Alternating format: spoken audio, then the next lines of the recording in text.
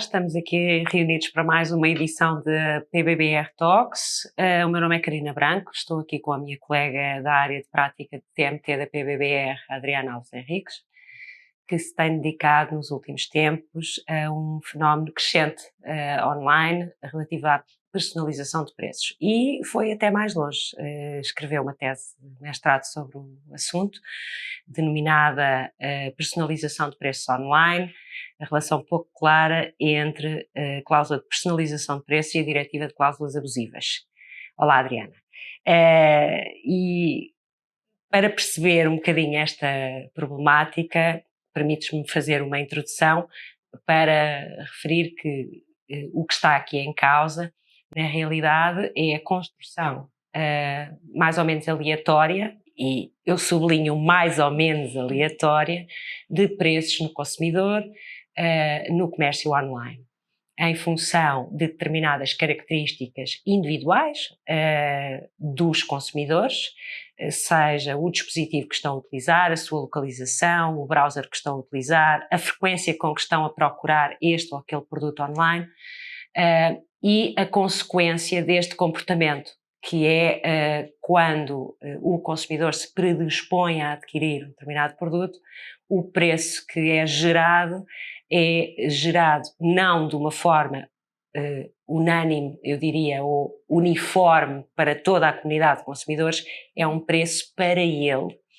E é um preço que foi construído com base no algoritmo que atendeu a estas características e este comportamento que o consumidor teve antes online. Não é? E antes de avançarmos um bocadinho já para a nossa conversa, eu gostava de te colocar esta questão, que é o que é que este fenómeno traz de novo, ou de muito distinto, relativamente àquilo que nós já conhecíamos na economia real, por exemplo, nos mercados, em que os comerciantes estabelecem preços diferentes, muitas vezes em função da cara do consumidor, se o mercado está a começar ou a acabar, se tem muito ou menos produto, etc. Não vale responder a lei da oferta e da procura, ok? Portanto, em que é diferente este fenómeno e em que é diferente também, por exemplo, do comércio em segunda mão, as lojas de velharias, os stands de automóveis em segunda mão, em que muitas vezes o preço é determinado por fatores pessoais do consumidor, que são mais ou menos percepcionados pelo comerciante, que acaba por fazer um preço mais ou menos jeitoso, e que é normalmente sempre diferente de consumidor para consumidor. O que é diferente aqui? Boa questão, Carina, e os exemplos que trouxe são bastante curiosos e relevantes para o efeito, porque demonstram que de facto a personalização de preços não é uma novidade na nossa realidade e que nós já conhecemos do passado. O que acontecia é que lá está, a mesma acontecia em contexto offline. E qual é a diferença e o que é que o digital vem trazer? Vem trazer ferramentas que podem potencializar esta prática.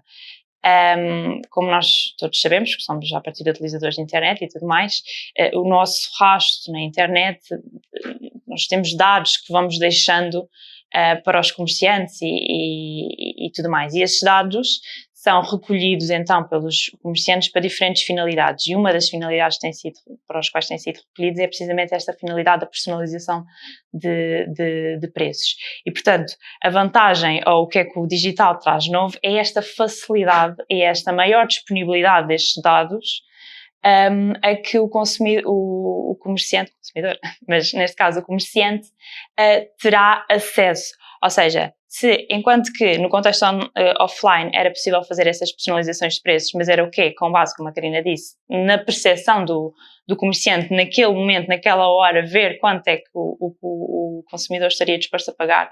No contexto online há muito mais informação e, portanto, por via de algoritmos e de outros sistemas, os comerciantes vão poder fazer estimativas mais precisas de quanto é que um consumidor estará disponível ou o quão estará interessado e disponível para dar por determinado produto, bem ou serviço. E, portanto, o digital, o que é que vem trazer? Como eu disse, estas ferramentas vêm potencializar esta prática, facilitar o acesso não só a mais dados, mas também melhores dados para o efeito, porque lá está, no contexto offline, era só a mera percepção do comerciante, e no contexto online há outros dados muito mais objetivos cujas inferências que se retiram e interconexão depois entre os mesmos conseguem ter muito mais qualidade e dar, lá está, estimativas mais precisas e mais rigorosas dos consumidores. E isto porque muitas vezes, pelo que nós temos percebido, nós não vamos só àquela camada do metadado, não é? Do browser ou da identificação do dispositivo, aquilo que é o dado para eu chegar a um dado pessoal, não é? Aparentemente haverão outro tipo de indicadores que são utilizados, e esses sim, não só pessoais, diretos, como sensíveis, muitas vezes como o género, por exemplo, não é? Se eu estou diante de uma pessoa de um determinado sexo, eu ofereço mais ou menos, enfim, preço, ofereço um bem a um preço mais ou menos compatível com esse género, não é? E isso poderá trazer, parece, alguma discriminação, não é? É verdade. Aliás, de modo geral, é só a questão da discriminação que é bastante relevante e que se calhar até vou deixar para o fim, por ser mais... Que desafios para o direito é que tu achas que esta problemática traz? É interessante porque esta problemática, de facto, atravessa diversos ramos do direito. Existem diversos ramos que têm potencial de regular esta prática e que colocam questões muito interessantes do ponto de vista jurídico. Desde logo, e provavelmente a mais evidente, e quem nos está a ouvir estará a pensar, que é relativa à utilização dos dados e ao ramo da proteção de dados. Muito bem, há muitos que se calhar perguntam, bem, se calhar já tive um preço personalizado, mas eu não dei autorização para me personalizarem o preço. E essa é uma preocupação da proteção. E que dados é que tomaram em conta para fazer aquele preço, não é? Precisamente porque não tem informação sobre isso, e a proteção de dados a principal preocupação tem a ver com isso, com a questão da privacidade e da recolha de consentimento. Ao abrir do RGPD é necessário que os dados sejam recolhidos com base num fundamento, e no caso concreto a personalização de preços, o fundamento que a doutrina e que se considera unicamente aplicável é o consentimento, e portanto atualmente não há evidência de que esteja a ser recolhido este consentimento, embora haja evidência de que estas práticas estão a ser implementadas no mercado em contexto online. Pronto, a par da proteção de dados temos também o direito à concorrência, também a nível de direitos fundamentais e as chamadas leis de legislação de antidiscriminação e de uma forma mais evidente, e que foi objeto do meu estudo, a questão do direito do consumo.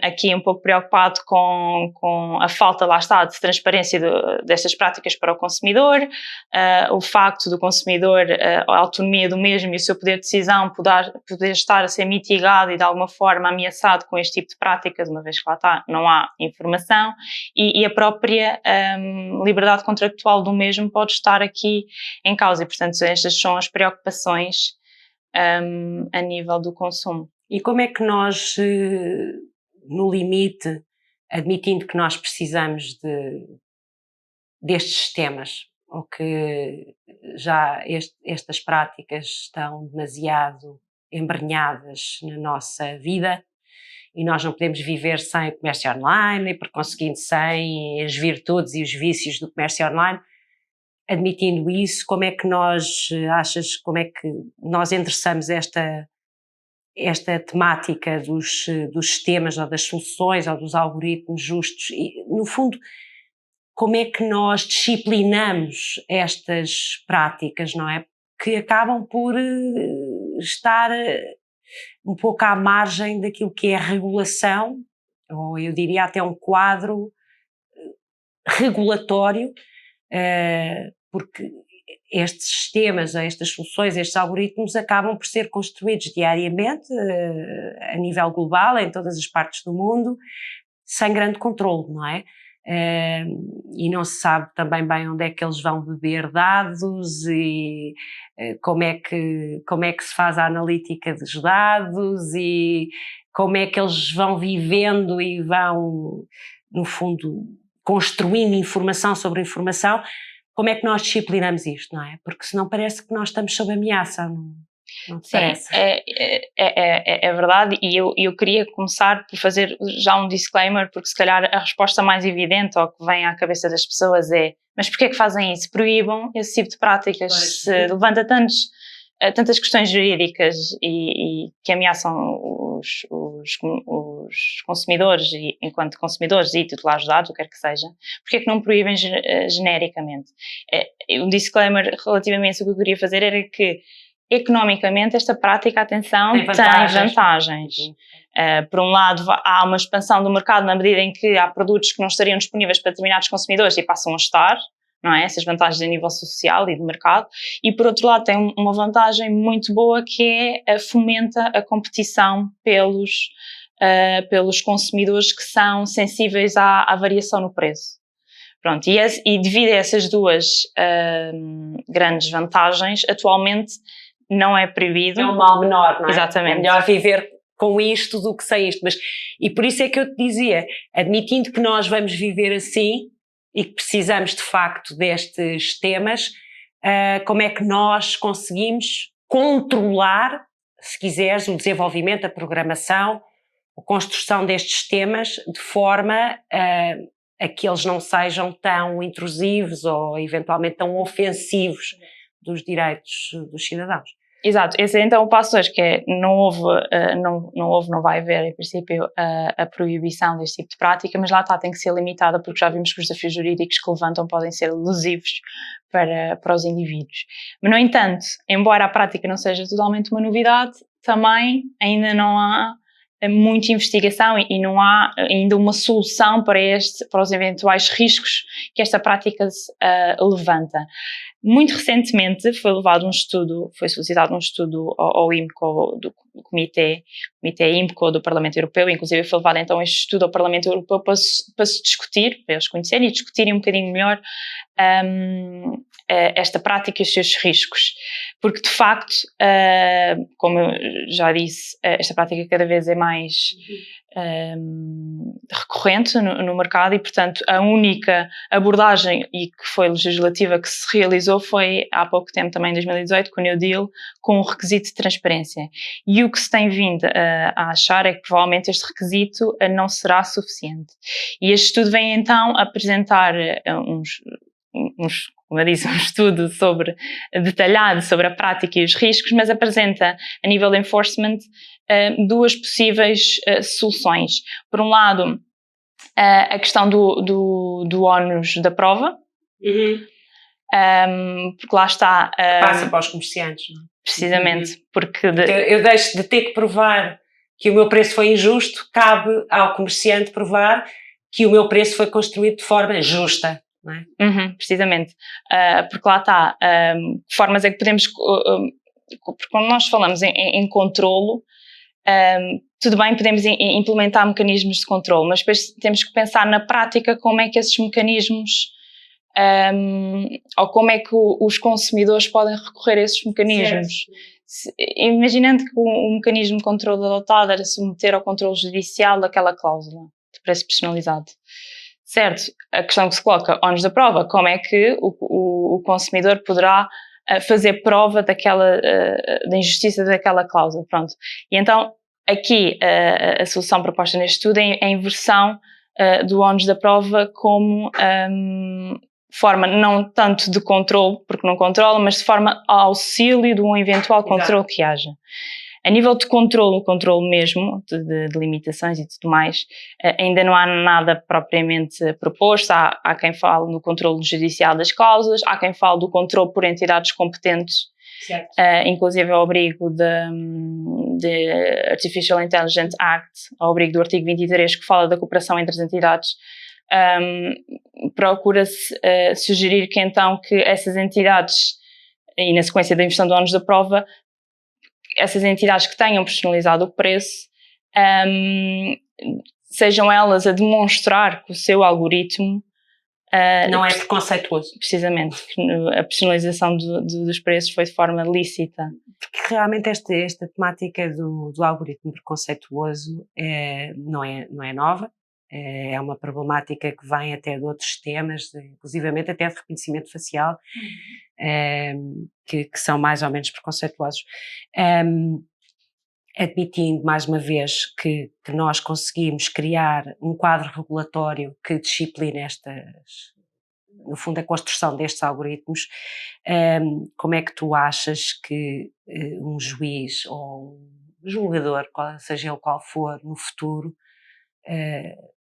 como é que tu achas que eles poderão ser dotados de meios ou de recursos para aferir se um preço é justo ou injusto? Porque para já o conceito de justiça é muito subjetivo, não é?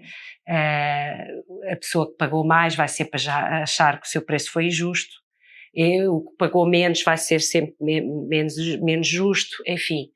O que eu digo é, se nós tivéssemos que contribuir no sentido de criar um conjunto de recomendações para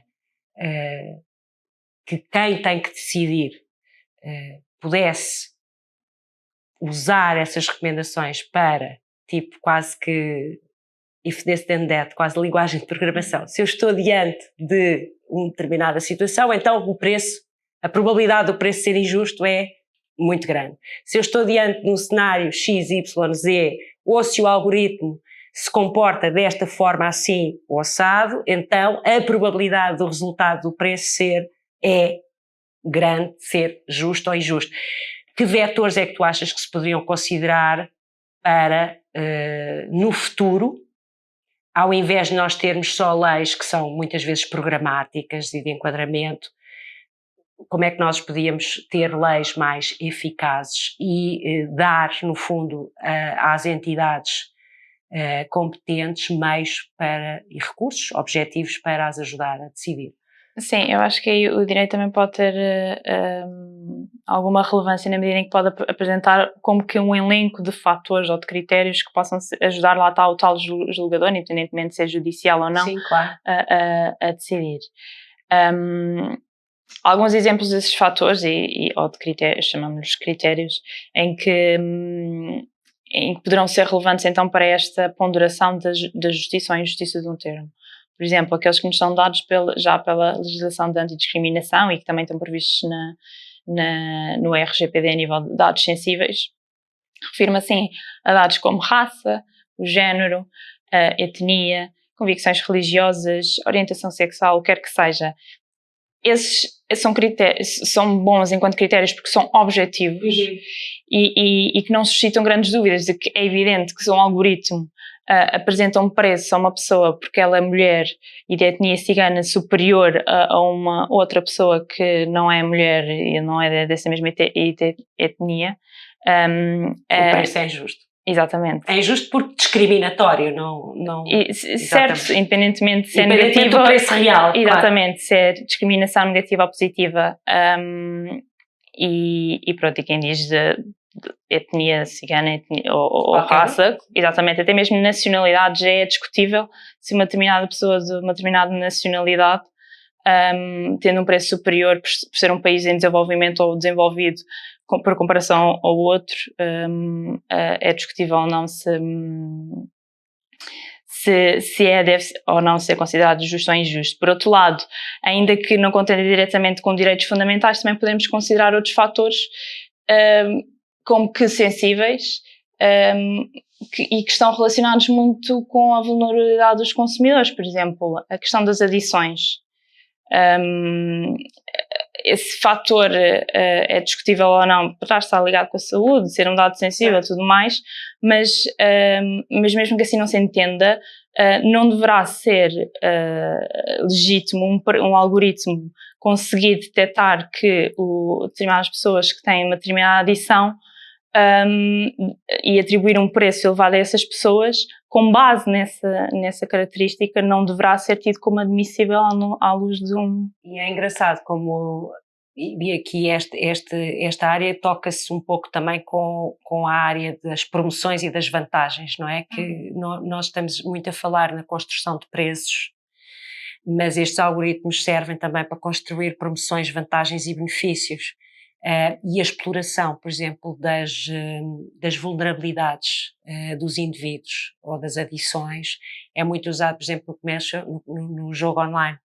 É muito explorado no jogo online. Quando se consegue compreender pelo comportamento de um determinado indivíduo em linha que ele está mais ou menos propenso a consumir produtos de jogo online. E porque está mais ou menos propenso para consumir produtos de jogo online, toma lá um voucher, toma lá um desconto, as primeiras 3 voltas na roleta são de borla, etc. Portanto, esta construção parasítica, que não é só de construção de preços, mas é também de exploração de vulnerabilidades para retirar benefício económico, lá está, também carece de enquadramento, sob pena de se tornar algo que tem vantagens, não é? Corremos o risco que algo que tem vantagens hoje, no futuro, já não apresentar um trade-off tão favorável positivo, para nós, exatamente, tão positivo, porque nós entramos numa escalada de exploração de vulnerabilidades e de características humanas em detrimento de valores e de princípios que informam o nosso direito. Não é? E, portanto, lá está, em termos gerais, eu acho que estes são os critérios mais evidentes e menos polémicos e que mais facilmente poderiam estar na base deste controlo deste tipo de algoritmos e de sistemas e de práticas. Vamos ver onde é que o legislador europeu, eventualmente, e nacional, sim, em primeira linha, sim. Estivemos hoje à conversa com a Adriana Alves Henriques sobre personalização de preços online. Obrigada, Adriana, por mais Obrigada eu pelo convite. Uma edição. Ficamos à espera e a aguardar os próximos desenvolvimentos desta temática e o que esta temática nos poderá trazer, sobretudo considerando os desafios no direito do consumidor e proteção de dados. Até um próximo PBBR Talks. Fiquem atentos. Obrigada a todos por nos ouvirem. Até uma próxima edição.